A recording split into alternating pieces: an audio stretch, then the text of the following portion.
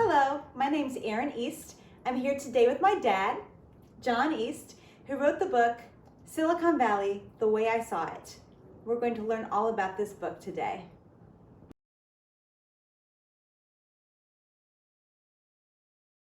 So John, why should we read this book? Because, sweetie, you'll enjoy reading it. It's a fun read. And when you read it, you'll learn a little bit about the men and women that made Silicon Valley happen and what those things that they did were that made it such a spectacular place. Can you please remind me, what is Silicon Valley and why is it called that? Sure. Silicon Valley is an area. It's an area maybe 50 miles to the south of San Francisco. It is where the integrated circuit was invented. Once upon a time, there were many hundreds of companies in Silicon Valley that made silicon, that made integrated circuits. And there was a newsletter that was written by a man named Don Heffler. One time in the newsletter, he referred to it as Silicon Valley, just in passing, but that stuck. Ever since then, it's been called Silicon Valley. That's what they call it today. Silicon Valley, The Way I Saw It. What is this book about? Is it an autobiography or is it a history book?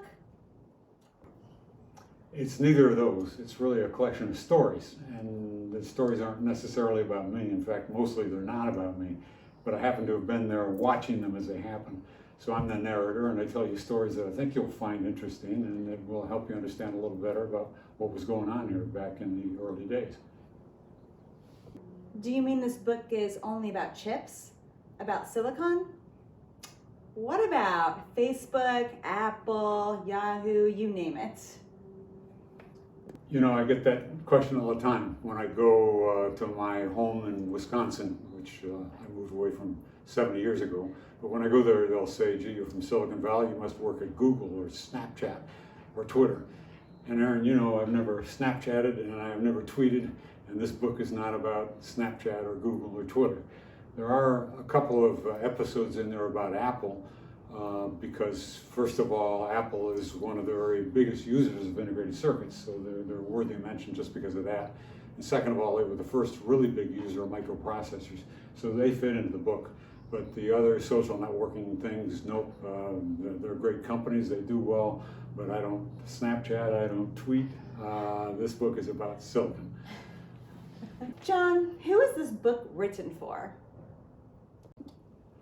For anybody who's interested in silicon integrated circuits, how we got to where we are today from where we started out. Do you mean I don't have to be an engineer to understand what this book is about? That's right, Erin. At least that was the goal. It's pretty tricky to write about engineers who are doing very technical things and still describe the things in terms that non-engineers can understand. But that was my number one goal in writing the book, and I think I did a pretty good job. I think you're going to understand pretty much everything that's in there. What inspired you to get into the business? It was a grade school teacher named Mr. Fonts back at Weaver Union Elementary School a long, long time ago. I was pretty much a mischievous kid, and of course I have an excuse. The school I went to was sort of a lowest common denominator school. Everybody had to be guaranteed that they would pass, so nobody would be held back, and that meant they tended to teach at a pretty low level so everybody could pass. So I was pretty bored, along with lots of other kids that were bored, but I handled it less well than some of the other kids. So I was pretty much an imp in class. This one teacher named Mr. Fonts decided that it was sort of normal that I'd be bored, and he decided that, yeah, he knew that I knew the times tables and I didn't need to listen to him for hours and hours going through the timetables. So he decided he should get me interested in radio, because back then crystal sets were a big thing. Crystal set, probably people today have never heard of, but it was a way for a beginner, for an amateur, to make a little radio that you could actually use to listen to songs on the radio. So he got some books on that subject that were pretty elementary, and he'd say, John, go sit in the corner here and you read those books while I'm doing the timetables and we'll be fine. And it worked. It got me interested, so that I later went and got an amateur radio license. I ham radio operator license. I don't even know if they still have those things, but then it was kind of a big thing. And I was very proud I got a ham radio license when I was 10 years old. And that's when I decided that, gee, these radios are sort of fun. I think I'll be an electrical engineer. And it stuck. So John, what is the most prominent lesson that you've had after decades of working with these stellar individuals? Good question. I always thought, and to some degree I still think, I guess, that Hollywood stars are elitists, they're egotists, they put themselves above normal people. And the fact is that almost all the people I wrote about in the book, and I must have written about 50 or 60, almost all of them became rich and famous. Generally they weren't at the period where I wrote the story, but they became rich and famous. But you know what, they're normal, decent, honest, particularly honest people. And I would love it if all of them or any of them lived next door to me. There are a couple of exceptions. I'm not going to tell you who they are. You'll probably figure it out when you read the book. But in general, you can be rich and famous and still be down to earth and decent and honest. Mm-hmm. What changed the most in the industry during your time? And what changed the most in you? In the industry, gee, when I got in, sweetie, we had just come past the point where it was really, really hard to make one transistor. Nowadays, they make 16 billion, maybe 20 billion transistors. That's a pretty good change. And as you can imagine, the way they go about designing a circuit today is totally different than when I was doing it. In fact, if you try to count to 20 billion, it would take you, I think, about 300 years. If you counted 1, 2, 3, I think it would take 300 years to get to 20 billion. So obviously, you can't design a circuit today by doing one transistor at a time. But that's the way we did it when I started. You design one transistor and actually spend quite a bit of time at that, and then you place that one transistor, and then you design another transistor. Well, it can't be done that way anymore. So the techniques they use today are totally different than the ones that I used. And in fact, to be honest, I have little idea of how they're doing what they do today. And if they saw what I was doing in my day, they'd think that was absolutely crazy. So big change in the industry. As far as changing me, look at me, sweetie, I got old. Why should today's younger generation consider working in the field of high tech? Well, you know, when I was part of the younger generation, I spent most of my time trying to figure out how I was going to avoid working. I thought I might be a singer or a guitar player or a baseball player.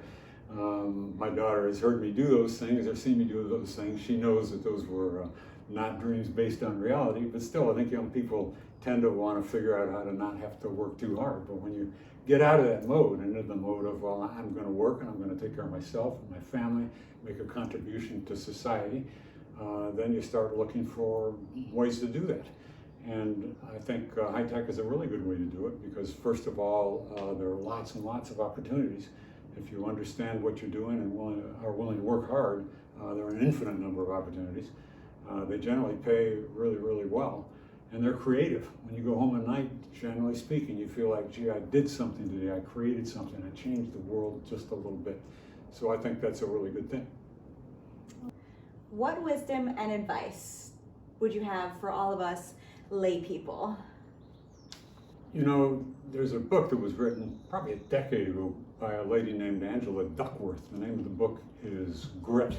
I really like the book. I recommend everybody goes out and gets a copy, particularly if you're young and trying to figure out what to do with life.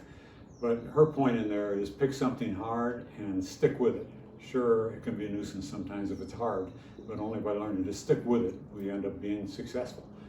And my slightly different way to word the same thing would be go to college, study something practical, get a job doing that, and do it well. And the only time you ever say, I quit, is when you've got a better job already lined up. For this one, I'm calling you Dad. So you have a daughter who pursues dance and fine arts for a career. And what would you say are the similarities between high tech and fine arts? You know, it seems crazy because they appear to be diametrically opposite, but they're actually really similar. Both are really, really creative. You're creating different kinds of things, but you're definitely creating.